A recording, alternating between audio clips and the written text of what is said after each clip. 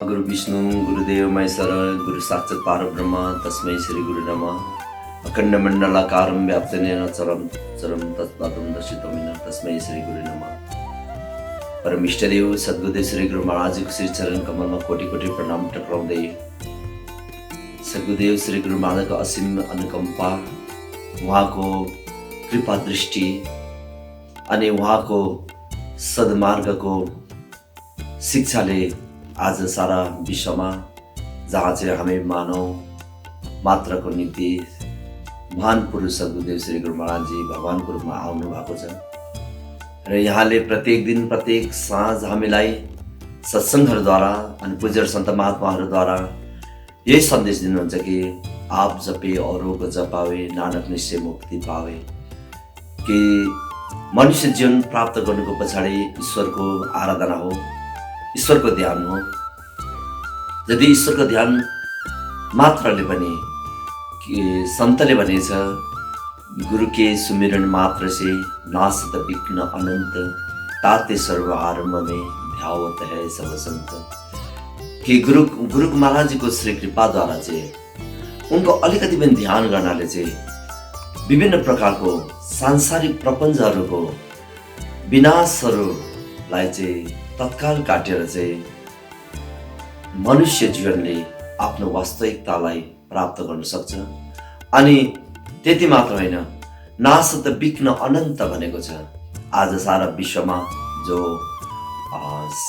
भयावह स्थिति छ, पहिला हामीले सोच्थ्यौँ आर्थिक रूपमा हामी कमजोरी छौँ, शारीरिक रूपमा हामी कमजोरी छौँ, मानसिक तौरले हामी सन्तुष्टि छैनौँ भन्थ्यौँ।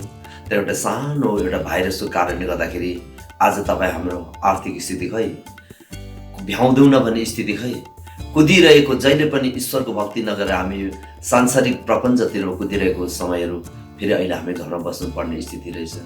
त सद्गुरुदेव श्री गुरु महाराजजीले हामीलाई त्यो तत्त्वज्ञान दिनुभएर सधैँ हामीलाई त्यही झकझकाउनुहुन्छ कि सबभन्दा पहिला तिमी भित्र कुद्ने कोसिस गर।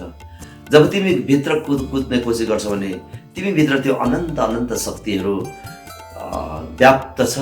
अनि त्यसले नजान्न कारणले गर्दाखेरि आज मृग तृष्णाको रूपमा तिमी अहिले संसारमा बाहिर कुदिरहेको छौ र एकपल्ट झाँकेर हेर भनेर सद्गुरुदेव श्री गुरु महाराजले हामीलाई झाँक्ने जुन ज्ञान दिनुभएको छ, त्यो ज्ञानको ध्यान गर्नाले नै आजको सारा गुरु के सुमिरन मात्र से, उनकै एउटा सुमिरन मात्र से नासत विघ्न अनन्त, विघ्न बाधाहरू जे जति पनि छ त्यो सबै त्यो नासेर जान्छ। त्यस कारणले गर्दा आऊ हामी सुर्ताउनु पर्दैन। श्री गुरु महाराजजीले तपाईँलाई हामीलाई त्यत्रो तत्त्वज्ञान दिनुभएर ध्यान बस्ने एउटा क्रियात्मक साधना बताइदिइसक्नु भएको छ।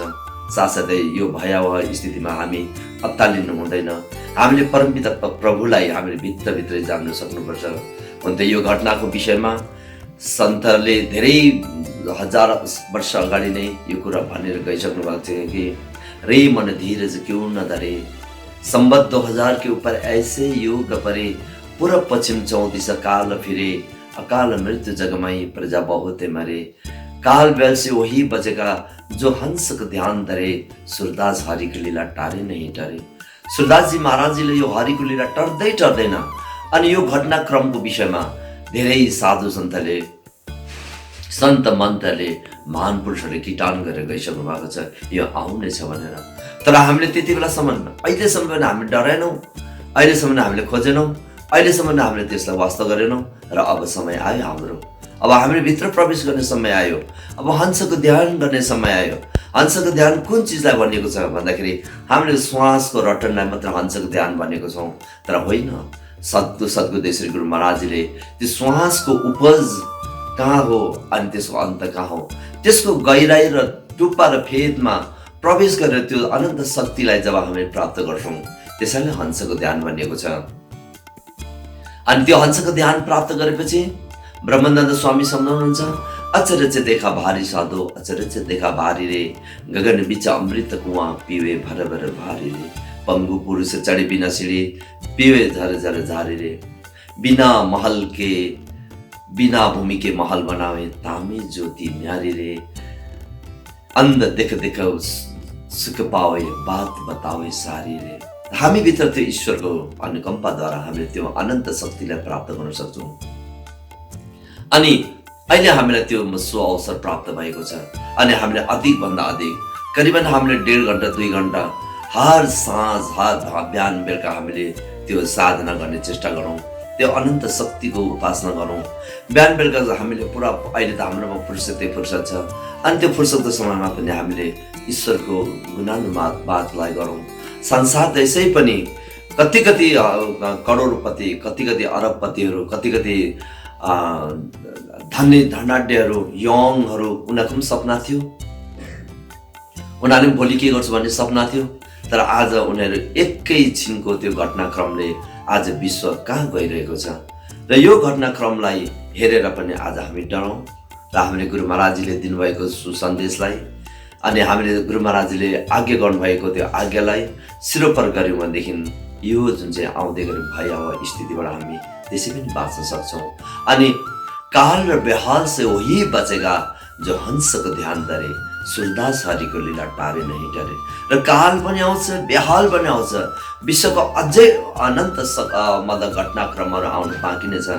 आदिशक्ति जगदम्बा राजराजेश्वरी माताजीले पहिल्यै यो किटान गरेर गर्नुभएको छ।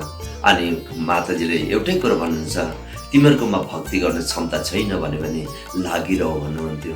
अनि रामायणमा पनि भनेछ, कलियुग केवल नाम आधार, सुमर सुमर नर उत्तर ही पार। र यो संसारबाट हामी उत्रनको निम्ति हो भने, विघ्न बाधाबाट बाँच्न हो भनेदेखि लिएर केवल ईश्वरको नाम जपौँ। त्यो नाममा अनन्त शक्ति छ। त्यही अनन्त शक्तिको ज्ञान नै आज समयको तत्त्वदर्शीले हामी आफै भाग्यमानी छौँ। उहाँले त्यो ज्ञान दिएर हामीलाई भित्र कुद्ने, हामीलाई त्यो एउटा वे बताउनु भयो, मार्ग बताउनु भयो। यसकारण बाहिर कुद्नमा हामीलाई कुनै दिलचस्पी छैन। अनि संसारको जुन चाहिँ घटनाक्रमहरू छ, यो पूर्वज हाम्रो थाहा मतलब एउटा प्रेडिक्सन भएको कारणले गर्दा पनि हामीले त्यो हंसको ध्यान गरौँ। सबलाई जय श्री सदाम।